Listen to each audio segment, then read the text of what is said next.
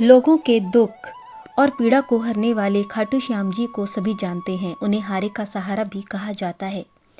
कहा जाता है कि उनके दरबार पर मांगने वाले को वे कभी खाली हाथ नहीं भेजते। माना जाता है कि बाबा खाटू श्याम का संबंध महाभारत काल से है। कलयुग में प्रत्यक्ष देवता के रूप में इन्हें पूजा जाता है। खाटू श्याम जी को भगवान श्री कृष्ण ने कल्प के अंत तक बने रहने का वरदान दिया था। माना जाता है कि महाभारत काल में भीम के पोते बरबीक को ही वर्तमान में खाटू श्याम जी के नाम से पूजा जाता है। खाटू श्याम जी अपनी वीरता और त्याग के कारण श्री कृष्ण से वरदान पाने में सफल हुए। कहा जाता है कि बरबीक अर्थात खाटू श्याम जी में इतनी क्षमता थी कि वे चाहते तो महाभारत के युद्ध को किसी भी पक्ष की तरफ मोड़ सकते थे। वे चाहते तो कौरवों या चाहते तो पांडवों को भी युद्ध में जिता सकते थे।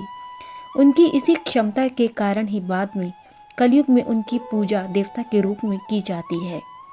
आइए जानते हैं बरबीक की उस कहानी को जिसके कारण श्री कृष्ण से उन्हें वरदान मिला और वे कल्प के अंत तक भी बने रहेंगे। खाटू श्याम जी की कहानी। बरबीक अर्थात खाटू श्याम जी भीम के पोते थे जो अपने पिता से भी अधिक शक्तिशाली थे। कहा जाता है कि बरबीक देवी के भक्त थे जो देवी के वरदान से उन्हें 3 दिव्य बाण मिले थे जो अपने लक्ष्य को भेद कर वापस उनके पास आ जाते थे। इसी कारण वे अजय थे।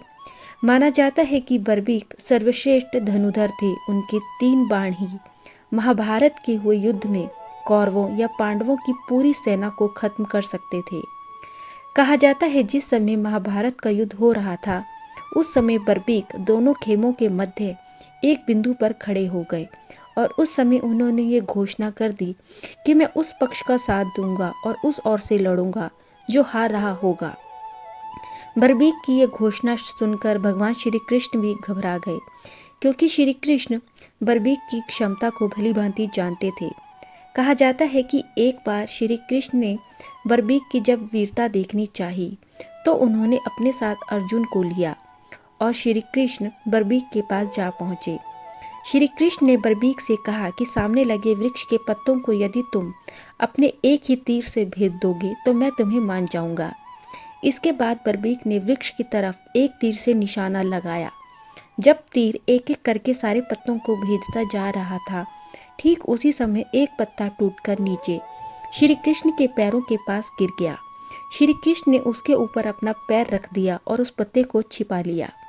तभी बरबीक का तीर सभी पत्तों को छेदने के बाद श्री कृष्ण के पैरों के पास आकर रुक गया।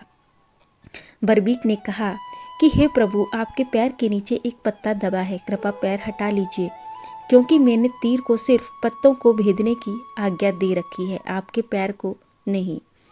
बरबीक की इस वीरता और चमत्कार को देख श्री कृष्ण भी हैरान रह गए। यही कारण था कि जब आगे चलकर महाभारत के युद्ध के समय बरबीक ने युद्ध में हारने वाले का पक्ष देने की घोषणा की तो स्वयं भगवान श्री कृष्ण भी चिंतित हो गए थे क्योंकि वे ये बात जानते थे कि बरबीक का साथ युद्ध की दिशा को ही मोड़ देगा। इसी कारण श्री कृष्ण नहीं चाहते थे कि बरबीक महाभारत के युद्ध का हिस्सा बने। इसी कारण भगवान श्री कृष्ण एक बार बरबीक के पास जा पहुँचे और उनसे कुछ मांग की। तब बरबीक ने कहा, आप जो भी चाहे मुझसे मांग लीजिए। तब भगवान श्री कृष्ण ने कहा कि कुछ देना चाहते हो तो मुझे अपना शीश दान में दे दो। तब बरबीक ने, पांडवों की जीत हो तू अपनी स्वेच्छा से अपना शीश उसी समय काट कर भगवान श्री कृष्ण को दान में अर्पित कर दिया। कहते हैं कि जब बरबीक से श्री कृष्ण ने अपना शीश मांगा तो बरबीक ने उस समय रात भर भजन कीर्तन किया। फाल्गुन शुक्ल द्वादशी को स्नान करके पूजा की और अपने हाथ से अपना शीश काटकर श्री कृष्ण को दान में दे दिया। पर शीश दान करने से पहले बरबीक ने महाभारत का युद्ध देखने की इच्छा जताई। तब श्री कृष्ण ने उनके शीश को एक ऊंचे स्थान पर स्थापित करके उन्हें अवलोकन की दृष्टि भी प्रदान की। कहा जाता है कि युद्ध के समाप्त होने पर जब पांडव जीत का श्रेय लेना चाहते थे और आपस में झगड़ रहे थे तब श्री कृष्ण ने कहा कि इसका निर्णय तो बरबीक का शीश ही कर देगा क्योंकि उसने अपनी दूरदृष्टि से पूरा युद्ध होते हुए सामने देखा है। इसके बाद जब पांडव बरबीक के पास ये जानने पहुंचे कि किसकी वजह से युद्ध में उन्हें जीत हासिल हुई है तब बर्बीक ने कहा कि युद्ध में केवल मैंने श्री कृष्ण को ही देखा है और दोनों ओर से केवल उनका सुदर्शन चक्र ही चल रहा था। अर्थात बर्बीक उस समय वे चमत्कार देख पाए जो कोई अन्य नहीं देख पाया था। कहा जाता है कि बर्बीक के शीश के दान के कारण ही भगवान श्री कृष्ण ने उन्हें यह वरदान दिया था कि कलयुग में मेरे नाम से तुम्हें पूजा जाएगा और तुम्हारे स्मरण मात्र से ही भक्तों का कल्याण होगा। बाद में माना जाता है कि बर्बीक जी का यह शीश खाटू नगर, जिसे अब राजस्थान का सीकर जिला माना जाता है, यहीं दफनाया गया था। इसीलिए उन्हें खाटू श्याम बाबा नाम दिया गया।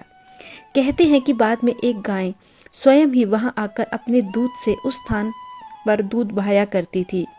जब बाद में इस स्थान की खुदाई हुई तो वहां एक शीश प्रकट हुआ, जिसे वहां के एक पंडित को दे दिया गया। बाद में खाटू नगर के राजा के स्वप्न में खाटू श्याम जी ने आकर उन्हें मंदिर निर्माण का आदेश दिया। इसके बाद वहां एक भव्य मंदिर का निर्माण करवाया गया और यह शीश कार्तिक माह की एकादशी को स्थापित किया गया।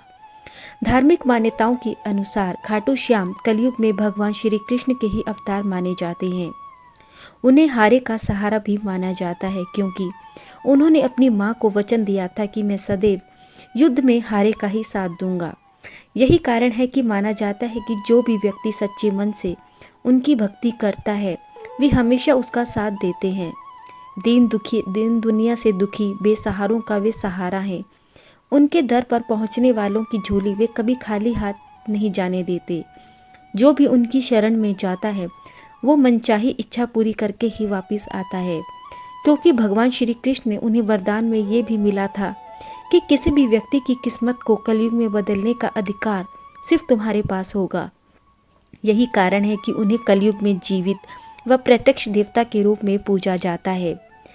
अपने जीवन की कठिन परिस्थितियों में आपको अपने से उन कठिनाइयों से अगर आप दूर होना चाहते हैं तो आपको एक बार बाबा खाटू श्याम के दरबार पर जरूर जाना चाहिए, क्योंकि उनके दरबार पर पहुंचने से ही आपके जीवन के सभी दुख और कष्ट दूर हो सकते हैं।